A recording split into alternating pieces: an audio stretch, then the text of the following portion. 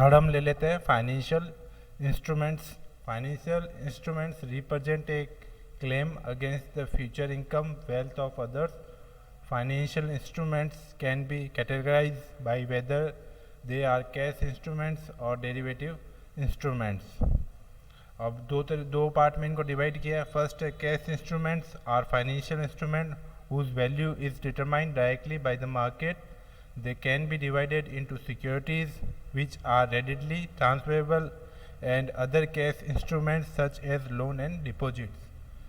तो cash instruments जो होते हैं वो मार्केट्स के अंदर जिनकी जो वैल्यू होती है वो उनकी डिमांड और सप्लाई से होती है। जैसे शेयर ले लो या लोन ले लो, लोन लेने वाले और लोन देने वाले दोनों एक रेट पे जब डिमांड और सप्लाई की किसी रेट पे पहुंचोगी तो उस रेट पे उनकी वैल्यू आएगी लोन्स की। या शेयर का भी ले लेते हैं तो शेयर की वैल्यू कैसे आती है, शेयर को खरीदने वाले और बेचने वाले जो जितनी डिमांड और सप्लाई होती है वो आपस में एक इंटरसेक्ट करती है, वहाँ उस शेयर की प्राइस होती है। तो जो कैश इंस्ट्रूमेंट्स होते हैं उनकी डायरेक्टली मार्केट पावर से आती है, उनकी डिमांड और सप्लाई से आती है। और डेरिवेटिव इंस्ट्रूमेंट्स होती है वो क्या होती है, किसी अंडरलाइंग एसेट्स होती है, जैसे फ्यूचर के कॉन्ट्रैक्ट होते हैं या ऑप्शंस होते हैं, उनकी प्राइस कहाँ से डिराइव होकर आती है, वहाँ उस इंडेक्स या सिक्योरिटीज़ होती है, उसकी प्राइस जो वेरी करती है उसके अकॉर्डिंग उसके फ्यूचर्स की वैल्यू या ऑप्शंस की वैल्यू डिसाइड होती है। तो derivative instruments are financial instruments which derive their value from one और more underlying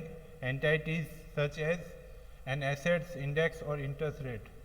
they can be divided into exchange traded derivatives and over the counter derivatives. Financial instruments can be categorized assets class depending on whether they are equity based reflecting ownership of the issuing entity or debt based reflecting a loan the investor has made into issuing entities. अब इसके अंदर एक और word आया index, तो shares की price के according है, और इंटरेस्ट रेट्स के अंदर हम जो करेंसी के जो फ्यूचर के ट्रांजैक्शन करते हैं या सौदे करते हैं वो जो होते हैं ना ट्रांजैक्शन करेंसी के, वो इंटरेस्ट रेट से अलग अलग डिराइव होते हैं। नेक्स्ट हम फोर्थ ले लेते हैं फाइनेंशियल सर्विसेज। फाइनेंशियल सर्विसेज भी वापस टू पार्ट में डिवाइड है। फर्स्ट है फंड बेसिस फाइनेंशियल सर्विसेज और सेकंड है fee based financial services. So financial services, the term financial services can be defined as activities, benefits and satisfaction connected with the sale of money and that offer to user and customer financial related value. अब इसके types है, पहला है fund basis financial services. इसके अंदर सबसे पहले leasing. Lease is an agreement under which a company of a firm acquires a right to make use of capital assets like machinery और payment of prescribed fee called rental charge. मतलब इसके अंदर leasing के अंदर क्या होता है कि कोई भी बिल्डिंग होती है या प्लांट ऑफ मशीनरी होती है वो खरीद के दूसरे को उसको यूज़ करने के लिए दे दी जाती है और उससे एक फीस रेंटल चार्ज के रूप में ली जाती है और एक टाइम पीरियड के लिए। उसके बाद ऑनरशिप वापस जो लीज पे देता है उसको ट्रांसफ़र, जो मेन ओनर होता है उसको ट्रांसफ़र हो जाती है और उसको सिर्फ उसको यूज़ करने का चार्ज होता है। और इसके अंदर जैसे इंडिया में तो ये लीजिंग की फैसिलिटीज़ वगैरह अब धीरे धीरे चलन में आ रही है, लेकिन जो वेस्टर्न कंट्रीज़ है यूके, यूएसए, जापान, वहाँ जो ज़्यादातर जो मशीनरी है वो क्या है लीज पे ही ली हुई है। कोई भी इंडस्ट्री है उसको ज़्यादातर उसको ख़रीदते नहीं है, बाइंग नहीं करते हैं, वो लीज पे ले लेते हैं और जब उसकी लाइफ में वो भी है जो एक पर्टिकुलर लाइफ के लिए ले लेते हैं, पीरियड के लिए ले लेते हैं, तो उस पीरियड तक रेंटल चार्ज पे करते रहते हैं और जैसे ही वो पीरियड ख़त्म होता है लीज का, वो वापस उसके जो मेन ओनर होता है उसके पास चली जाती है। इंडिया में ये कम है लेकिन ये भी फाइनेंशियल सर्विसेज के अंदर आता है और ये बहुत इंपॉर्टेंट है। विदेशों वेस्टर्न कंट्रीज़ वगैरह में तो सारी जो प्लांट और मशीनरी है वो लीज पे ही अवेलेबल होती है, बहुत कम जो इंडस्ट्री होती है उसको बाइंग करती है। लीज के बाद सेकंड है हायर परचेज। हायर परचेज और लीज में क्या डिफरेंस है, लीज के अंदर तो ऑनरशिप ट्रांसफ़र नहीं होती, लेकिन हायर परचेज में जब लास्ट इंस्टॉलमेंट का पेमेंट कर देते हैं तो जो ऑनरशिप होती है वो बायर को ट्रांसफ़र हो जाती है। लीज के अंदर तो क्या होता है रेंटल चार्ज ले लेते हैं, लीज पीरियड पूरा होता है, वापस जो मेन ओनर होता है जिसने उस कैपिटल एसेट्स को खरीदी है वापस उसके पास ऑनरशिप चली जाती है। लेकिन हायर परचेज में जब हम लास्ट इंस्टॉलमेंट का पेमेंट कर देते हैं तो जो ऑनर जो होता है वो बायर हो जाता है, जिसको यूज़ कर जो अभी प्रेजेंट में यूज़ किया है, क्योंकि जब तक ऑनरशिप तब तक ट्रांसफ़र नहीं होती है जब तक हायर परचेज की लास्ट इंस्टॉलमेंट का पेमेंट नहीं किया है। हायर परचेज है a method of buying goods through making instalment payments over time. The buyer is leasing the goods and does not obtain ownership until the full amount of the contract is paid. तो इसमें क्या है, instalment में खरीदना है एक तरीके से, बस ऑनरशिप इसमें इंस्टॉलमेंट ये एक तरीके से बाइंग ही है, लेकिन जो प्राइस होती है वो एक साथ पे नहीं करनी पड़ती है, वो इंस्टॉलमेंट्स में पे करनी पड़ती है। और जब लास्ट इंस्टॉलमेंट पेमेंट हो जाती है तो वो उसकी ऑनरशिप होता है वो बायर को चली जाती है। लीज में क्या होता है, जो ओरिजिनल बायर होता है वो सिर्फ लीज पे देता है, ऑनरशिप उसमें ट्रांसफ़र नहीं होती। उस लाइफ एंड में क्या होता है, वापस ऑनरशिप जो लीज पे देता है उसी के पास चली जाती है। फैक्टरिंग, फैक्टरिंग भी इंडिया में कम चलन में है। इंडिया में ज़्यादा फैक्टरिंग्स की जो फैसिलिटीज़ है वो कम ही यूज़ करते हैं। फैक्टरिंग क्या होता है कि जो भी सेल्स होती है और हम सेल्स करते हैं तो हमारे क्या डेटर्स होते हैं, उन डेटर से कलेक्शन करने का काम वगैरह ये सब बिजनेसमैन करता है, तो अपने बिजनेस की जो मेन एक्टिविटीज़ होती है उस पर ज़्यादा ध्यान नहीं दे पाता है। तो फैक्टरिंग के अंदर क्या होता है कि वो डेटर से सारे कलेक्शन का काम किसी और फाइनेंशियल इंस्टीट्यूट्स को दे देता है, तो वो क्या करता है, वो अपने बिहाफ पे उनसे कलेक्शन करके लाता है, या क्रेडिटर्स को पेमेंट करने के लिए भी हम इसको सुविधा को ले सकते हैं। तो फैक्टरिंग की सुविधा क्या होता है, हमारे फंड्स को कलेक्ट करके ले आती है, उसमें हमारा जो टाइम्स होता है वो बच जाता है और वो एक पर्टिकुलर फीस ले लेती है। तो इससे क्या होता है, हमारे बुक डेट्स कम होते हैं क्योंकि वो हमारा मैनेज करके रखती है सारे फंड्स को। इसको रीड कर लेते हैं। Factoring refer to the process of managing the sales register of a client by a financial services company. The entire responsibility of collecting the book debts passes on to the factor। तो factoring के अंदर जो sales जो register होता है उसमें सारे client होते हैं, उसका डाटा ले लेती है, किसकी से कितना पैसा लेना है, उसका सारा मैनेजमेंट जो एक फाइनेंशियल सर्विस कंपनी को हम दे देते हैं और वो एक पर्टिकुलर फीस लेके हमारा ये काम कर देती है। सेकंड फाइनेंशियल सर्विसेज के अंदर है फीस बेस्ड फाइनेंशियल सर्विसेज। इसके अंदर क्या है, मर्चेंट बैंकिंग। मर्चेंट बैंकिंग का काम अब बहुत ज़्यादा इम्पोर्टेंट हो गया है। जैसे कोई भी कंपनी शेयर इशू करना चाहती है या आईपीओ इशू करना चाहती है तो उसको मैंडेटरी अंडरराइटिंग कराना होता है। उसके लिए क्या है, ये इसका सारा ना ब्रोकरेज का काम, उसका प्रॉस्पेक्टर इशू करने का काम, ये सारा काम करने के लिए काफ़ी सारी फाइनेंशियल सर्विसेज कंपनी है, बैंकिंग कंपनीज भी ये काम करती है। ये क्या करती है, सारा प्रोसीजर जो होता है वो खुद कर देती है और फंड का कलेक्शन करके कंपनी को ला के दे देती है। तो ये काम बहुत इंपॉर्टेंट हो गया।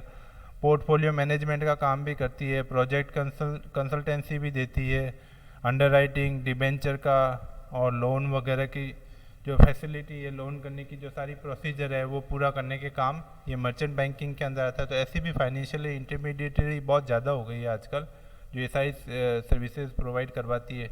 इससे जो इंडस्ट्रीज़ होती है उसको जो ये इसमें प्रोसीजर होते हैं बहुत इंडिया में लेंथी होता है, तो इस सब प्रोसीजर से बचने के लिए ये सारा काम मर्चेंट बैंकिंग कंपनी को दे देती है। तो वो जो प्रमोशन से शेयर इशू कंपनी से लेके जो सारी प्रोसीजर है या लोन लेने से की जो प्रोसीजर है या पोर्टफोलियो मैनेजमेंट है, ये सारे काम मर्चेंट बैंकिंग कंपनी करके दे देती है। सेकंड है credit rating.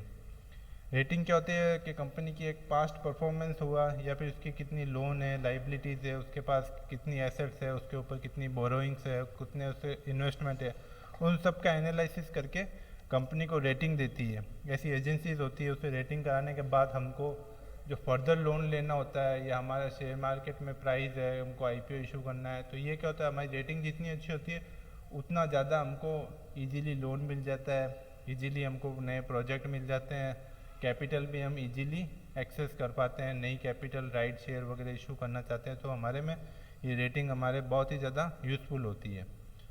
Credit rating and assessment of the credit worthiness of individual and corporation it based upon the history of borrowing and repayment as well as availability of assets and extent of liabilities. तो इसके अंदर क्या होता है, history देखते हैं कि हमने पहले बोरोइंग की है, उसका रीपेमेंट, हमारा भी तो सिबिल का स्कोर देखते हैं जब हम लोन लेने जाते हैं इंडिविजुअल का, तो ये वैसे ही है।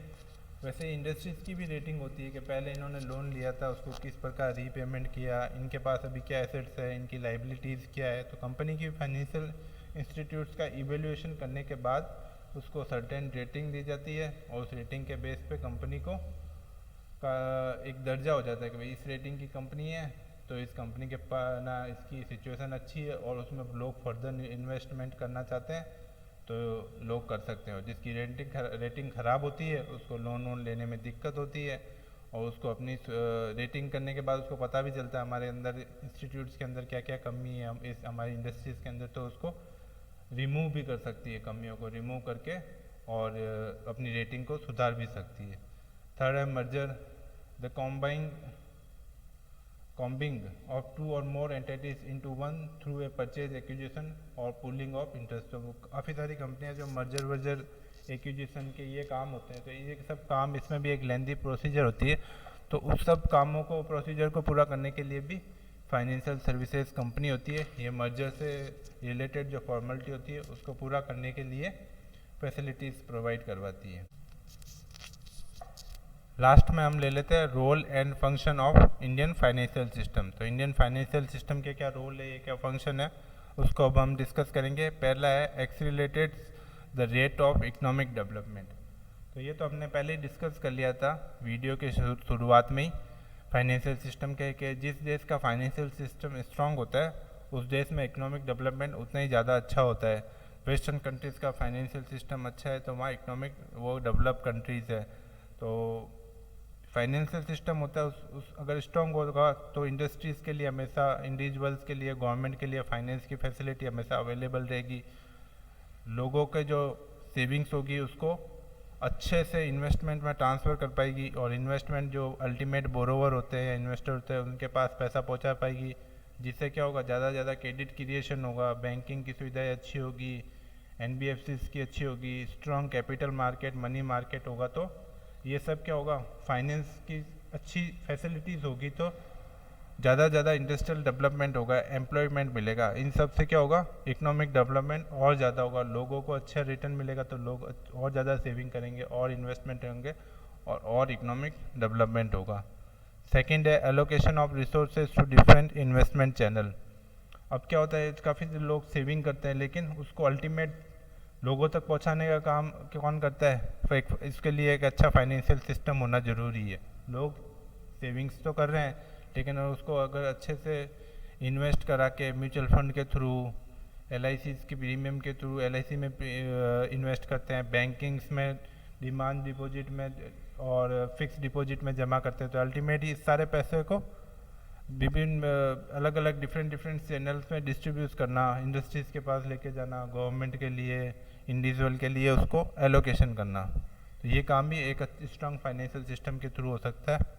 थर्ड है it play the role of catalyst. A financial system play a positive and a catalyst role by the providing finance और credit through creation of credit in anticipation of savings.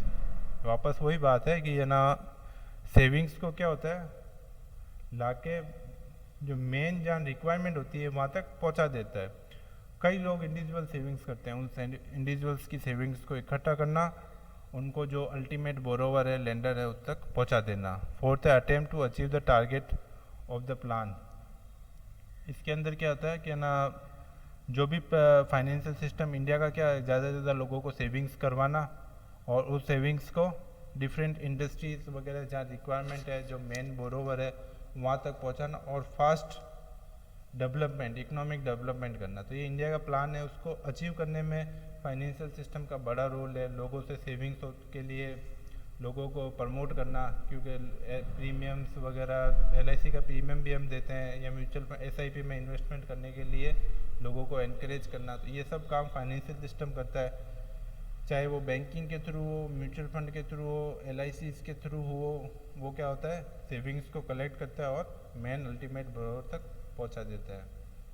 पाँचवा है lower the risk and diversification of funds. अब इसमें बहुत सारे alternative रहता है। Banks होता है, रिस्क तो बहुत कमी होती है, बैंक्स में पैसा रखते हैं। म्यूचुअल फंड है तो वो भी हमारे क्या होता है, सेविंग्स को एक्सपर्ट्स के हाथ में हमारे फंड्स होते हैं, जिससे क्या होता है अच्छा रिटर्न भी मिलता है और रिस्क भी कम रहता है। कुछ पैसा इंश्योरेंस में भी अपन इन्वेस्ट कर सकते हैं, वो भी हमारे को क्या होता है एक तरह से सिक्योरिटी देता है, लाइफ इंश्योरेंस। तो क्या होता है डाइवर्सिफिकेशन भी अवेलेबल होता है और रिस्क भी कम कर देता है।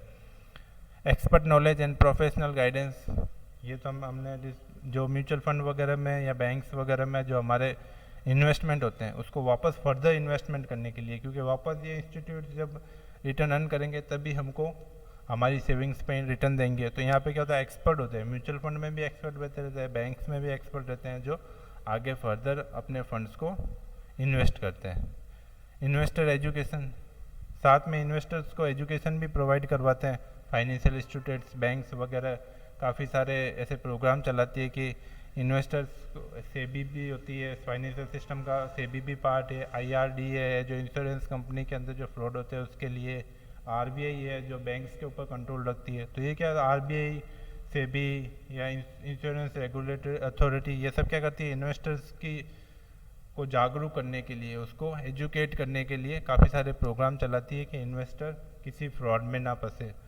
प्रमोशन ऑफ सेल्फ एम्प्लॉयमेंट, अब इसके अंदर क्या होता है कि काफ़ी सारे ना एम्प्लॉयमेंट की भी सुविधाएं मिलती है, क्योंकि फाइनेंस की जब सुविधाएं उपलब्ध होती है तो ज़्यादा से ज़्यादा लोग एम्प्लॉयमेंट जनरेट होता है। तो ये क्या होता है, फाइनेंशियल सिस्टम से एम्प्लॉयमेंट भी जनरेट होता है। रिवाइवल ऑफ 6 यूनिट्स, जो 6 यूनिट्स होती है उसके भी वापस रिवाइवल का प्लान बनता है।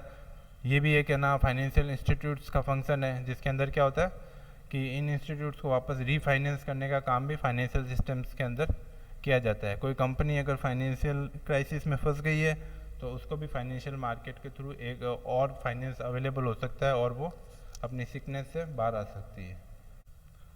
लास्ट में आपके असाइनमेंट में क्वेश्चंस है। फर्स्ट है define financial system, give its essential features. Second है define financial institutions, what are different types of financial institutions. Third है discuss the role of financially intermediaries. Fourth है discuss the function of Indian financial systems. Thank you.